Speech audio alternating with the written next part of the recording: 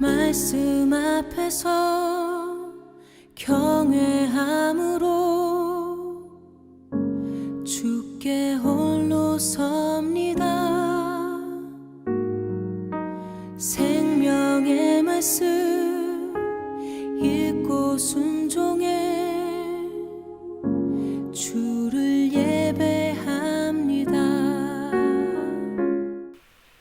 사랑하는 믿음의 가족 여러분, 오늘은 2021년 5월 26일 수요일입니다. 하루 한 장 말씀과 함께 함께 오늘의 말씀은 욥기 1장입니다. 사도신경으로 우리들의 믿음을 하나님 앞에 고백하겠습니다. 전능하사 천지를 만드신 하나님 아버지를 내가 믿사오며 그 외아들 우리 주 예수 그리스도를 믿사오니 이는 성령으로 잉태하사 동정녀 마리아에게 나시고 본디오 빌라도에게 고난을 받으사 십자가에 못 박혀 죽으시고 장사한 지 사흘 만에 죽은 자 가운데서 다시 살아나시며 하늘에 오르사 전능하신 하나님 우편에 앉아 계시다가 저리로서 산 자와 죽은 자를 심판하러 오시리라. 성령을 믿사오며 거룩한 공회와 성도가 서로 교통하는 것과 죄를 사하여 주시는 것과 몸이 다시 사는 것과 영원히 사는 것을 믿사옵나이다. 아멘.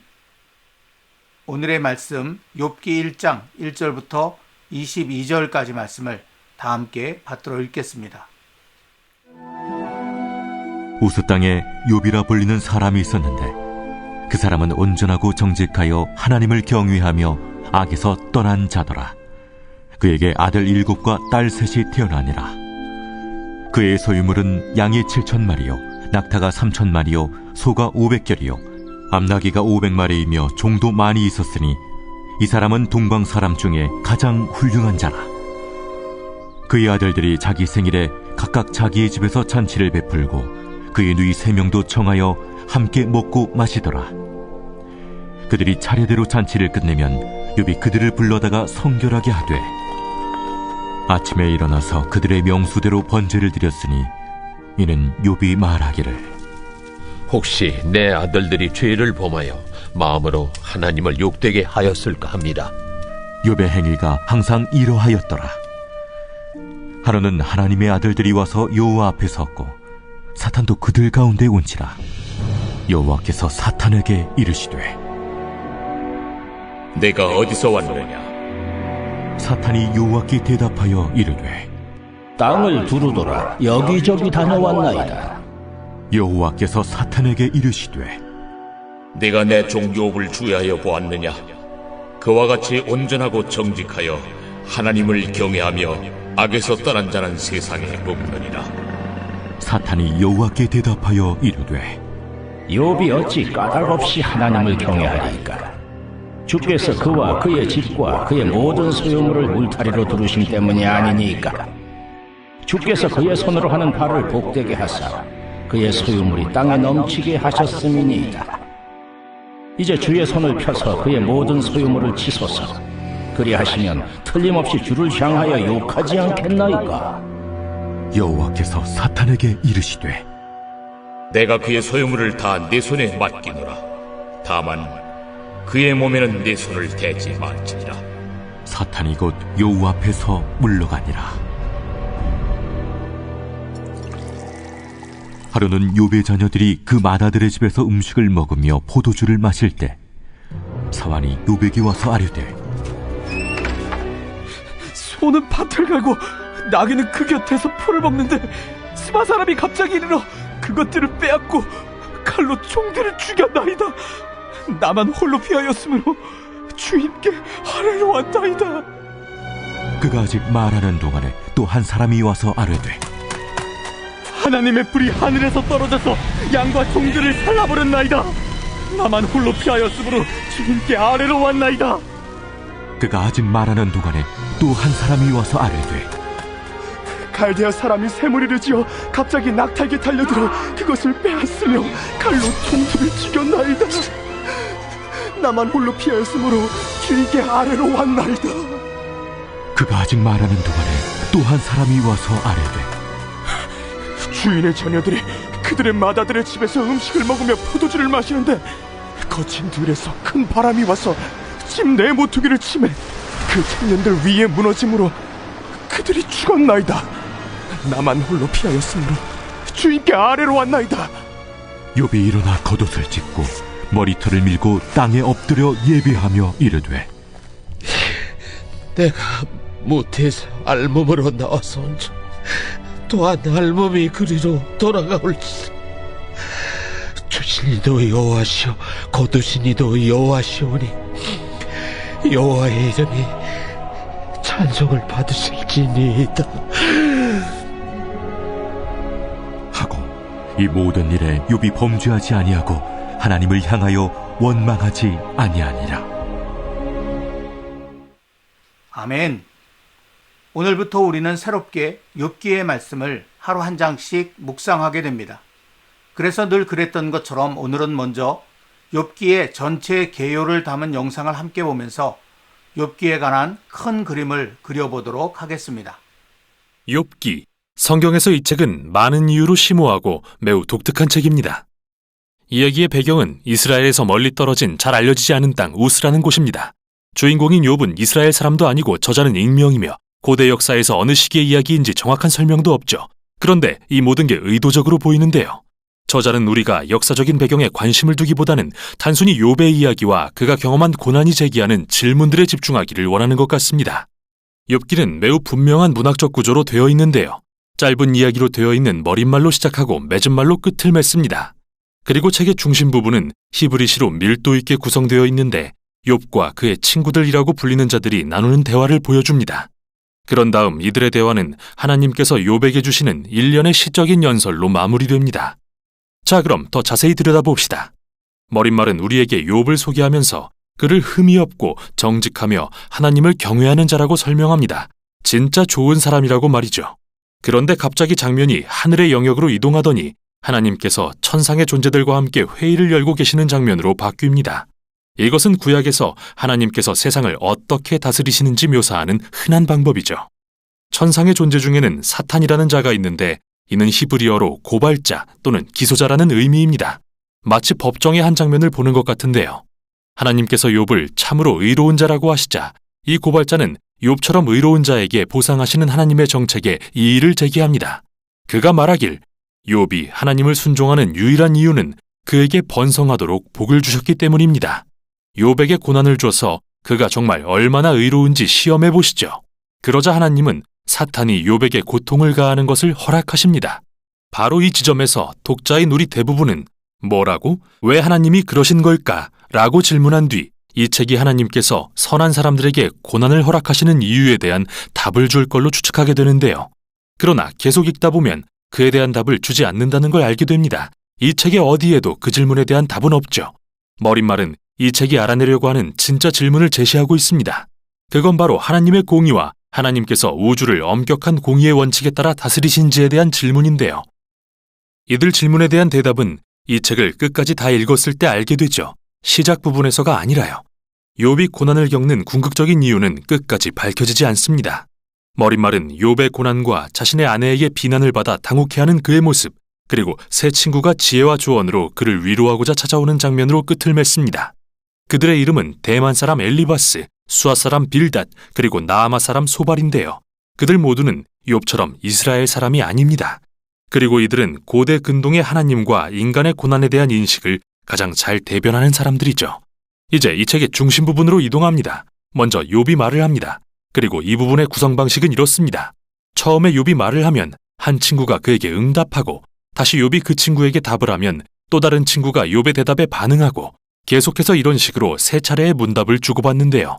이 모든 논쟁의 초점은 세 개의 질문에 맞춰집니다. 하나님은 정말로 공의로우신 분인가? 하나님은 우주를 엄격한 공의의 원칙으로 다스리시는가? 그렇다면 욥의 고난은 어떻게 설명될 수 있는가? 앞으로 보게 될 텐데요. 욥과 친구들은 하나님의 공의가 어떠해야 하는지 거대한 가정하에 논쟁을 하고 있습니다. 다시 말해 그들은 우주에서 일어나는 모든 일은 반드시 엄격한 공의의 원칙을 따라야만 한다고 가정하고 있죠. 즉, 만일 당신이 지혜롭고 선하며 하나님을 경외한다면 좋은 일들이 일어나고 하나님이 보상해 주실 것입니다. 하지만 만일 악하고 어리석으며 죄를 짓는다면 나쁜 일들이 일어나고 하나님이 벌하실 것입니다.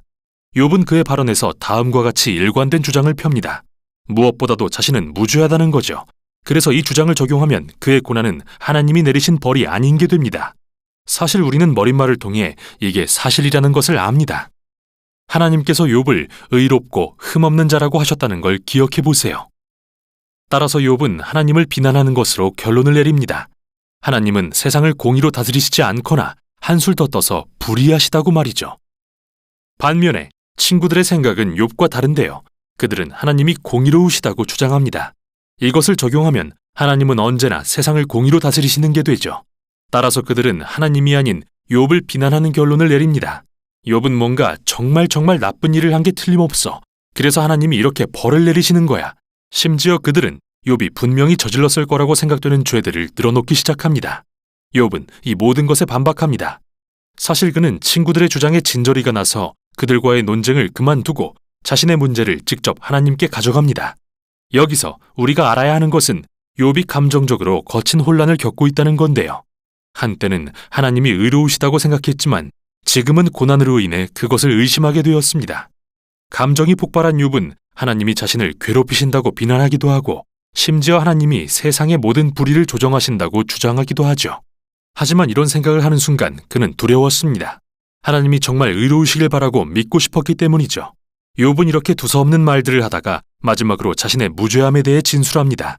그리고 하나님께 직접 나타나셔서 설명해 주시라고 요구하죠. 이때 뜻밖의 친구가 등장합니다. 바로 부스 사람 엘리후인데요. 그는 이스라엘 사람이 아니지만 히브리 이름을 갖고 있죠. 그리고 엘리후 역시 욥과 새 친구와 같은 가정을 합니다. 그는 하나님이 공의로우시며 그것을 적용하면 하나님은 우주를 언제나 공의로 다스리신다는 게 된다고 주장합니다. 그런데 엘리후는 선한 사람들이 고난받는 목적에 대해 더욱 정교한 결론을 도출합니다.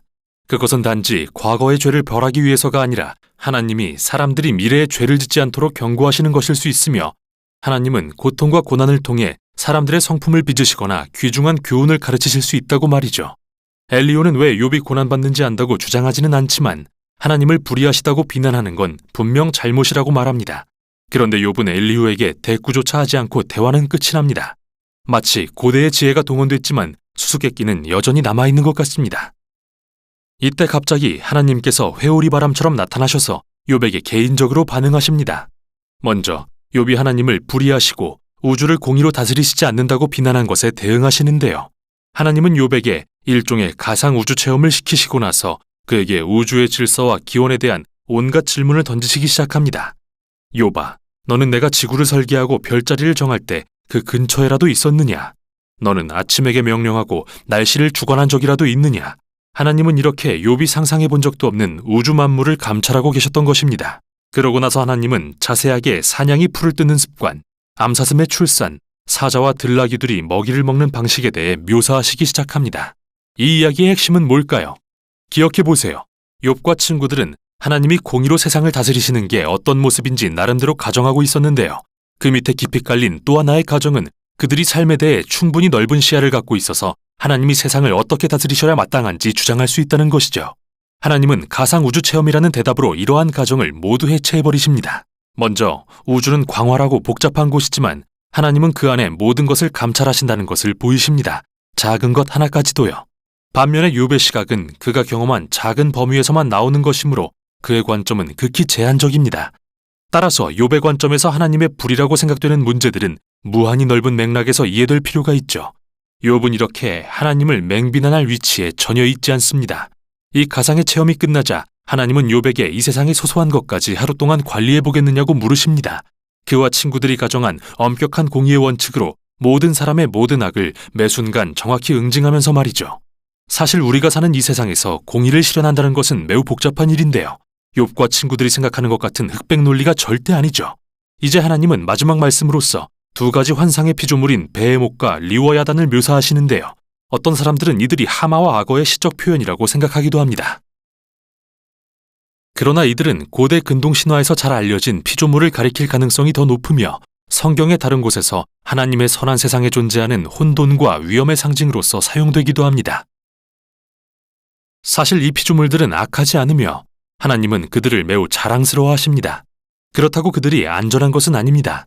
핵심은 하나님의 세상은 경이롭고 매우 선하지만 완전하거나 항상 안전하지는 않다는 것이죠. 하나님이 지으신 세상은 질서 있고 아름답지만 거칠고 때로는 위험하기도 합니다. 이 두 가지 환상의 피조물처럼요. 이제 다시 욥의 고난이라는 중요한 질문으로 돌아가 봅시다. 왜 하나님의 세상에 고난이 존재할까요? 지진, 야생동물 또는 다른 사람 등 고난의 출처를 불문하고 하나님은 그 이유를 설명하지 않으십니다. 그분이 말씀하시는 건 우리가 사는 세상은 너무도 복잡하고 경이로우며 적어도 현 단계에서는 고난을 방지할 수 있도록 설계되지 않았다는 것이죠. 이게 하나님의 응답입니다. 욥이 하나님의 공의에 대해 도전하자 하나님은 욥에게는 그런 주장을 할 만큼 우주에 대한 충분한 지식이 없다고 대답하십니다. 욥이 하나님께 자세한 설명을 요구하자 하나님은 욥에게 그분의 지혜와 성품을 신뢰하라고 요구하시죠. 그러자 욥은 겸손과 회개로 하나님께 반응합니다. 하나님을 비난했던 것을 회개하고 하나님의 영역을 침범했다는 것을 인정합니다. 그리고는 갑자기 짧은 맺은말이 나오며 결론을 맺습니다. 먼저 하나님은 욥의 친구들이 틀렸고 하나님의 공의에 대한 그들의 생각이 너무 단순해서 이 세상의 복잡성과 하나님의 지혜에 대해 옳게 설명할 수 없다고 하십니다. 그런데 하나님은 욥은 그분에 대해 바르게 말했다고 하십니다. 참 이상하죠. 욥이 했던 말이 모두 바르지는 않았는데 말입니다. 알다시피 욥은 성급하고 잘못된 결론을 내렸지만 하나님은 여전히 그의 고민과 수고를 인정해 주십니다. 욥이 정직하게 하나님께 나아와 감정과 고통을 토로하고 그분과 직접 대화하기를 원했던 것을 칭찬하시며 그렇게 기도로 몸부림치는 것이 이 모든 것을 통과하는 바른 방법이라고 말씀하십니다. 책의 결말에 이르러 욥은 잃었던 건강과 가족과 부 모두를 되찾는데요. 이건 선한 행실에 대한 보상이 아니라 오로지 하나님의 자비하신 선물입니다. 이게 바로 욥기의 결말입니다. 욥기는 왜 선한 사람에게 나쁜 일이 일어나는지에 대한 수수께끼를 풀어주지는 않습니다. 대신 우리가 고난에 부딪혔을 때 그 이유를 알아내려고 애쓰기보다 하나님의 지혜를 신뢰하도록 권면하는데요. 그 이유를 찾으려다 보면 욥의 친구들처럼 하나님을 단순화하거나 욥처럼 하나님을 비난하기 쉽기 때문입니다. 제한된 증거를 가지고 말이죠. 이 책은 우리가 정직하게 하나님 앞에 고통과 슬픔을 가지고 나아가며 하나님이 우리를 친히 돌보시며 모든 것이 그의 선하신 뜻 안에 있음을 믿도록 격려합니다. 이게 바로 욥기가 전하는 내용입니다. 욥기는 주인공인 욥에 대한 간단한 소개로 시작하고 있습니다. 오늘 말씀 1절입니다. 우스 땅에 욥이라 불리는 사람이 있었는데 그 사람은 온전하고 정직하여 하나님을 경외하며 악에서 떠난 자더라. 아멘. 이 가운데 욥이 우스 땅에 살았다라는 말은 그가 가상의 인물이 아니라 이 땅에 실제로 살았던 사람이라는 것을 나타내고자 한 표현입니다. 1장 3절에 나오는 동방 사람이라는 말이 성경에서는 이스라엘이 터를 잡은 가나안의 동쪽 지역을 가리키는 표현인 점을 미루어 보건대 우스는 대략 화면에 보여드리는 지도에 표시된 곳에 위치해 있었으리라는 것이 대부분의 성경학자들의 견해입니다. 이렇게 욥을 소개하면서 구체적인 실제 장소를 굳이 언급함으로써 성경은 욥의 실제성을 드러내고 있는 것입니다. 이는 에스겔 14장의 말씀을 통해 더욱 분명해집니다. 에스겔 14장 13절 14절 말씀입니다. 에스겔 선지자가 전한 여호와 하나님의 말씀 속에 이렇게 노아, 다니엘과 함께 분명히 욥의 이름이 등장하고 있다는 사실은 욥의 실제성을 그 누구도 부인할 수 없게 만드는 것입니다. 그런데 이 욥은 참으로 대단한 삶을 살았던 사람이었습니다. 다시 1절 말씀을 보시면 그 사람은 온전하고 정직하여 하나님을 경외하며 악에서 떠난 자라고 욥을 소개하고 있는 말씀이 바로 그것을 보여주고 있습니다. 한마디로 욥은 인격적으로도 신앙적으로도 그리고 도덕적으로도 참으로 뛰어난 사람이었다는 것입니다.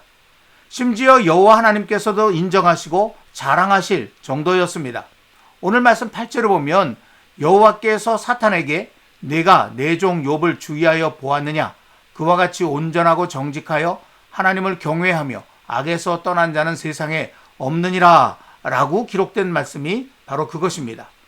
여러분, 이것은 오늘 우리에게 굉장히 중요한 도전을 주는 말씀입니다. 이토록 놀라운 삶을 살았던 욥이라는 사람이 소설 속 가상의 주인공이 아니라 우리처럼 이 땅에 실제로 살았던 사람이라는 것을 밝힘으로써 우리에게도 욥처럼 살아갈 수 있는 가능성이 얼마든지 열려 있다는 것을 보여주고 있기 때문입니다. 아무튼 욥은 인격적으로도 신앙적으로도 그리고 도덕적으로도 참 놀라운 삶을 살았습니다. 그러기에 우리는 욥이 이 세상 그 누구보다 더 큰 복을 받아야 한다고 당연하게 생각할 수 있습니다. 아닌 게 아니라 오늘 말씀 2절과 3절에 보면 욥은 엄청난 복을 받은 것처럼 보입니다. 그런데 이 모든 것이 그야말로 한순간에 다 무너지고 사라지는 일이 벌어졌습니다. 그 사이 욥이 무슨 큰 죄를 지은 것도 아닌데 말이죠. 욥은 여전히 온전하고 정직하여 하나님을 경외하며 악에서 떠난 삶을 살아가고 있었습니다. 그런데도 난데없이 엄청난 재앙과 슬픔이 밀어닥친 것입니다.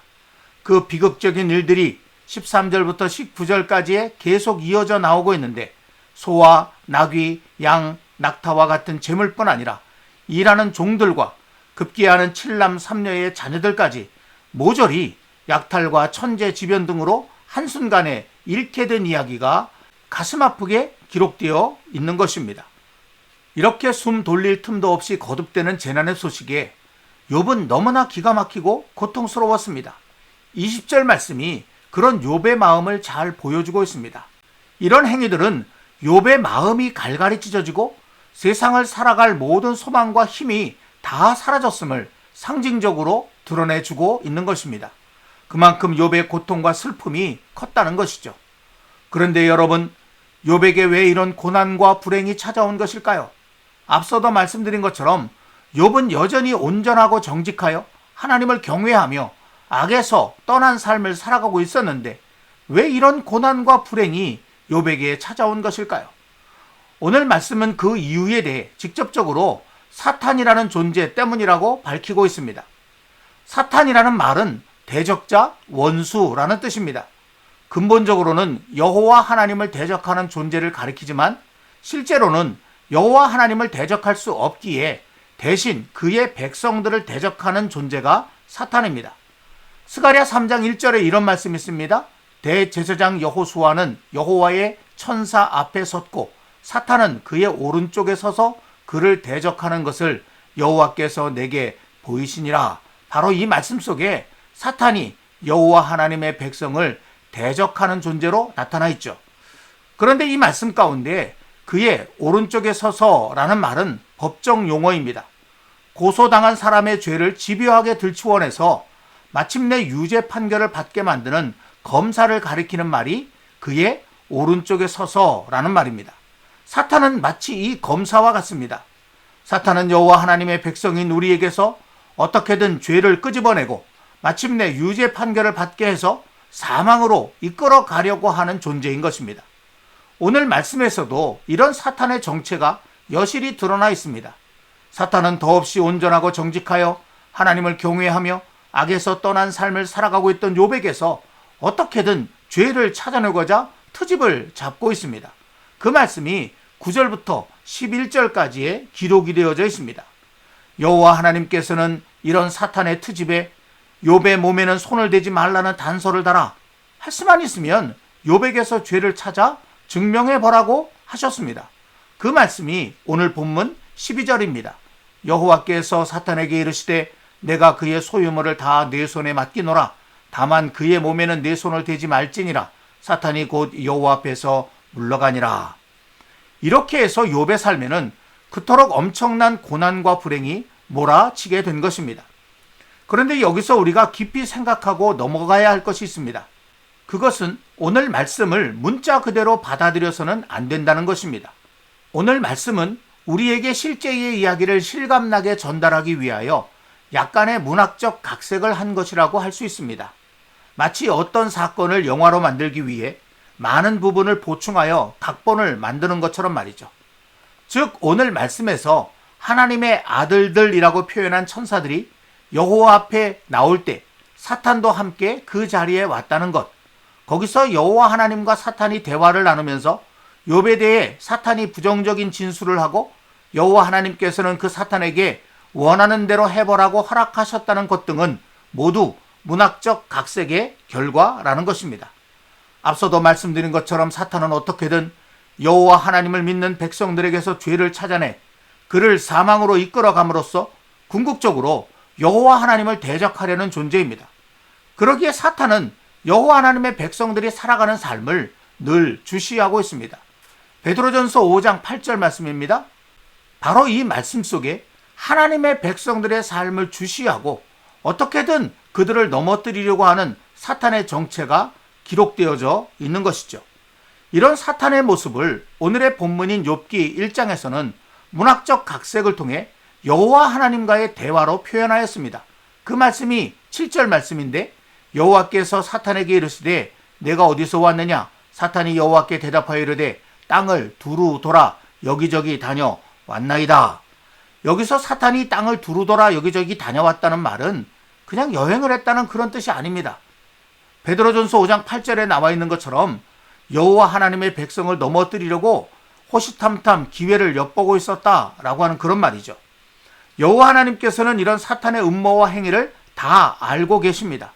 그러면서도 어느 정도는 사탄이 하고 싶은 대로 그냥 내버려 두시기도 하십니다. 이를 통해 여호와 하나님의 백성에게 참된 믿음이 무엇인지를 깨닫게 하시고자 하심입니다. 이런 의미를 담고 있는 말씀이 바로 고린도전서 10장 13절 말씀이라고 할 수 있습니다. 그런데 이와 같은 영적인 상황도 오늘의 본문에서는 여호와 하나님과 사탄이 만나 대화하면서 사탄의 요청에 여호와 하나님께서 허락하심으로 욥에게 고난과 불행이 찾아온 것처럼 표현하고 있습니다. 이는 자칫 인간의 삶에는 하나도 관심이 없으면서 오로지 자신들의 즐거움을 위해 인간의 삶을 놀잇거리로 삼으며 고통 속에 몰아넣는 그리스 로마 신화의 신들과 다를 바가 없어 보입니다. 그래서 우리는 오늘의 말씀을 문자 그대로 받아들일 것이 아니라 그 안에 담긴 영적 의미들을 깊이 생각하며 이해해야 한다는 것입니다.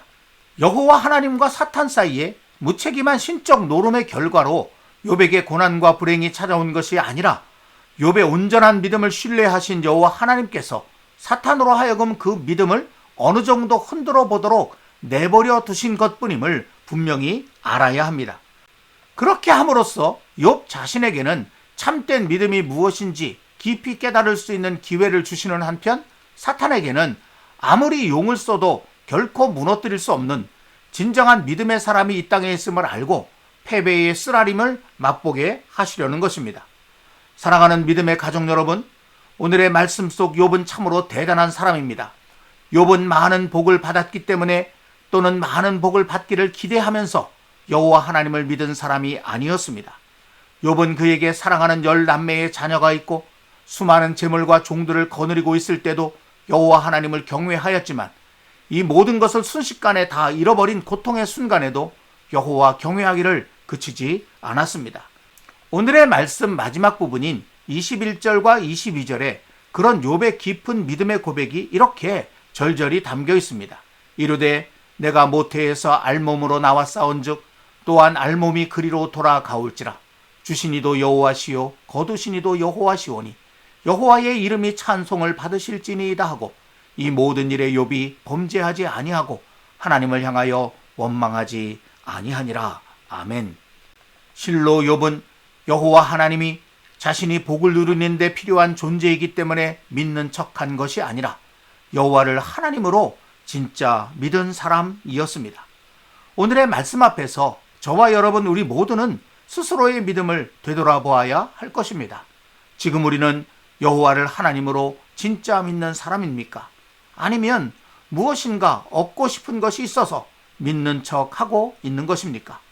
욥기의 말씀을 묵상하는 동안 저와 여러분들의 믿음이 욥과 같이 온전하고 정직하여 하나님을 경외하며 악에서 떠난 참된 믿음으로 거듭날 수 있기를, 그리하여 사탄이 그 어떤 고난으로 우리를 시험한다 하여도 오히려 순전한 믿음을 정금같이 드러내는 우리 모두가 될 수 있기를 주님의 이름으로 간절히 기원합니다. 오늘은 찬송가 342장 너 시험을 당해 함께 찬송하겠습니다. 너 시험을 당해 죄 짓지 말고 너 용기를 다해 못 물리치라. 너 시험을 이겨 새 힘을 얻고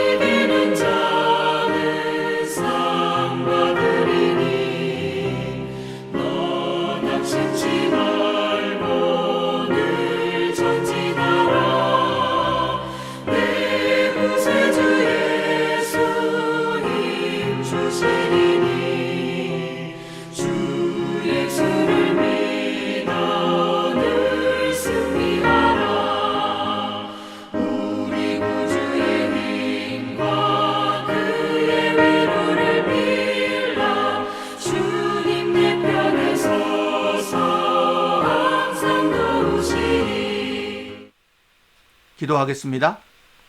하나님 아버지, 오늘부터 하루 한 장의 말씀으로 욥기의 말씀을 이렇게 묵상하기 시작하였습니다.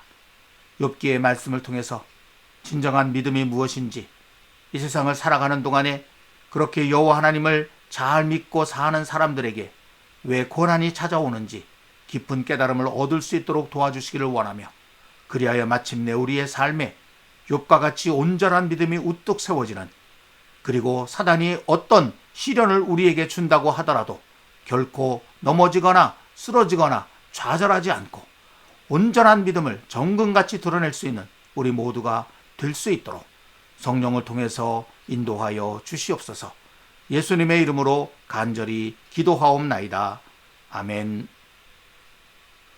오늘도 찬양과 함께 좀 더 깊은 기도의 시간을 이어서 가지시기를 바랍니다. 감사합니다.